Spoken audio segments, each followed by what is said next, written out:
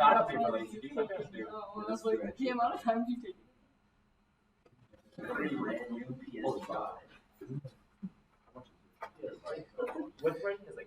So we have this function. We need to find the area between the two curves, right? And they want us to graph this. Right away, we see there's something fishy about this problem because it says y equals. That means that's in terms of x, y in terms of, or x in terms of y. That means we're referencing the y-axis, right? To graph this, sometimes I think we have troubles with graphing this, but there are a couple tricks. One of them, nice line. Okay, one of them is just multiplying by -1, and so I have y equals negative x, and I can graph that fairly quickly then, right? And y equals negative x. Again, mine's going to be that quick graph right here.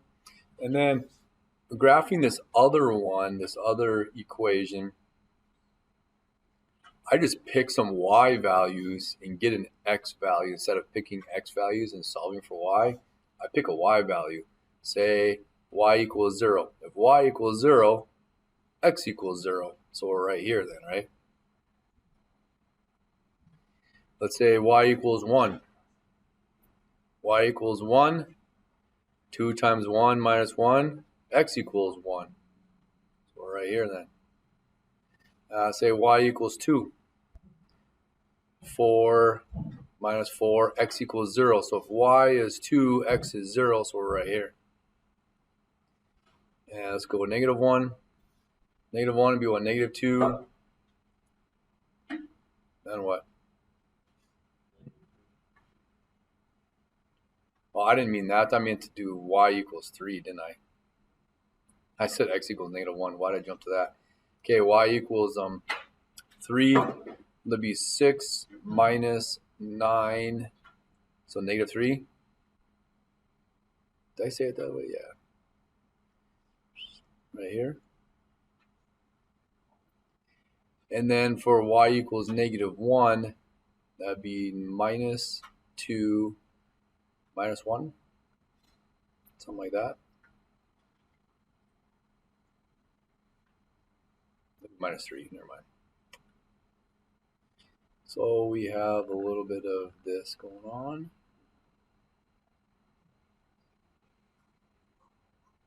And this would be our area that we need to find the value of. Okay, you can kind of see why it'd be nice to look at this area in terms of y, referencing off the y-axis, because we have a definite upper function, which is the only upper function the entire way, and a lower function this entire way. If we looked at it in reference to the x-axis, we'd have upper and lower function until we get to this spot right here at x equals 0. Then we'd have to switch our upper and lower functions a little bit. Okay? So, people overcomplicate this one. And what is this? 1, 2, 3, -3. Is that what it is? Okay. Since this is in terms of the x in terms of y, we're referencing the y-axis. If you need to look at it sideways, that's fine, whatever, to get your interval going. See which one's the upper function and lower function. To get this distance, and the area between the two curves, it'd be upper curve minus lower curve. So we have the antiderivative from, since we're referencing terms of y, we got to have y values. So height of 0, and then that would be what? Oh, did I write that wrong? My goodness. And then 3 is up here. Hopefully you guys wrote it correctly in your book. Okay, and then upper curve would be this one. So upper curve minus lower curve when we're referencing the y-axis. So it would be 2y minus y squared. And then minus -y, right? And then dy. You could simplify this a little bit. That'd be fine. However, this is a calculator problem, right? So you can use your calculator on this after you have your setup. but you have to have your setup written before you can use your calculator.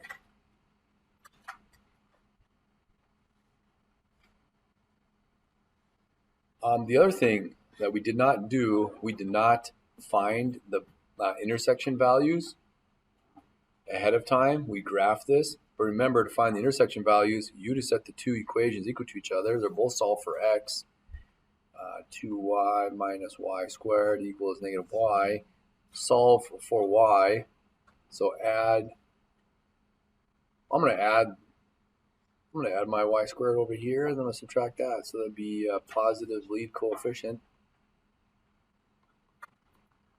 And then we know y equals 0 and y equals positive 3 then. Y equals positive 3 then. Okay? That would help us find our bounds of integration also. Okay, anybody have a value for this that they can share with us so we can check?